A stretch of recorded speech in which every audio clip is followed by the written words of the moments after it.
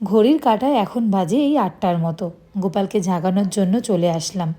গোপাল কি সুন্দরভাবে ঘুমিয়ে রয়েছে। তো প্রত্যেক দিনই রাত্রেবেলা যখন আমি গোপালকে শয়ন দিই তখন কিছু খাবার গোপালের কাছে রেখে দিই। এই যেমন এখন জেমস রয়েছে, তাই এখন জেমসটাই গোপালকে ভোগে দিচ্ছি। তো বাটা গ্লাসটা নামিয়ে নিলাম, এবার এটাকে ধুয়ে আনবো, এরপর ঘণ্টার ধ্বনিতে গোপালকে জাগাবো। প্রত্যেক দিনই যখন গোপালকে আমি জাগাই তখন একটু আদর না করে কি জাগানো যায়, তাই একটু প্রথমে আদর করি, তারপরেই কিন্তু গোপালকে আমি ঘুম থেকে তুলি। বাসিটা গোপালকে দিয়েই রাখি, তার কারণ বাসি ছাড়া তো গোপালের ঘুম আসবে না। তো দেখো একটুখানি আদর করে দিলাম এবং আদর করে তারপর গোপালকে তার বিছানার থেকে তুললাম। এই খাটটা আমি হাতিবাগান থেকে কিনেছিলাম। তোমাদের মধ্যে অনেকেই প্রশ্ন করেছিলেন যে দিদি ভাই এই খাটটা তুমি কোথা থেকে কিনেছো। তো হাতিবাগান থেকে এই খাটটা কিনেছিলাম। খাটটা কিন্তু বেশ ভালো হয়েছে। তো গোপালকে তুলে নিলাম, আর গোপালকে আমি রাত্রেবেলা যখন ঘুম পাড়াই তখন নাইট স্যুট পরিয়েই ঘুম পাড়াই। ব্যাঙ্গালোরের ওয়েদার তো বেশ ঠান্ডা, তো সেই জন্য এখন আমি নাইট স্যুটটা পরিয়েই ঘুম পাড়াচ্ছি। না, সোয়েটার পরানোর মতো অতটা ঠান্ডাও নেই। তো এই জামাটা আমি পরিয়ে দেবো।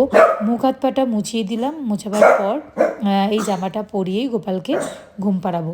এরপর যে সমস্ত গয়নাগুলো রয়েছে সেগুলোও পরিয়ে দেবো, যেরকম সোনার চেন, তারপর কানের, আর বাসি তো অবশ্যই সবসময় গোপালের সঙ্গেই থাকে। গোপালকে ভোগে আমি 3 বেলা এক এক রকম খাবার দিই, যেরকম সকালে একটা দিই, দুপুরে একটা দিই, আবার রাত্রেবেলা একটা দিই। তবে যখন যেরকম ঘরে থাকে সেরকম দেওয়ারই আমি চেষ্টা করি। তো চেনটা এবং কানেরটা পরিয়ে দিলাম। পরানোর পর এরপর গোপালকে আমি ভোগ দিয়ে দেবো। তো আজকে ভোগে রয়েছে বিস্কুট। একটা ক্রিম বিস্কুট এনেছিলাম প্যাকেট, তো সেই বিস্কুট থেকেই একটা বিস্কুট আজকে গোপালকে দেব। বাসিটাও দিয়ে দিলাম গোপালকে, দেখতেই পাচ্ছ। তো এবার ভোগটা চলো দিয়ে দিই। আর হ্যাঁ, টোপরটা তো অবশ্যই পরাতে হবে। তবে এইবারে না, কলকাতা থেকে আসার পর খুব একটা টোপর আমি আনতে পারিনি, একটা দুটোই টোপর এনেছি। তাই ইচ্ছা আছে এরপর কলকাতায় গেলে বেশি করে গোপালের জন্য টোপর কিনে রাখবো। চলো এবার গোপালকে ভোগটা দিয়ে দিই। আর বলেছিলাম ক্রিম বিস্কুট আছে, তো এই ক্রিম বিস্কুটটাও গোপালকে এবার দিয়ে দেবো। গোপালকে ভোগ দেওয়ার পর প্রত্যেক দিনই আমি আরতি করি। আরতি ছাড়া কিন্তু গোপালের ভোগ সম্পন্ন হয় না।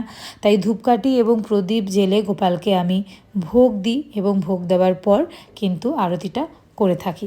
তো এইভাবেই রোজ সকালবেলা আমার সকালটা শুরু হয় গোপালকে নিয়ে, গোপালকে জাগানোর মধ্যে দিয়ে, গোপালকে ভোগ নিবেদনের মধ্যে দিয়ে। এরপর আবার দুপুরবেলা গোপালের স্নান রয়েছে, স্নান করার পর গোপালকে ভোগ নিবেদন রয়েছে।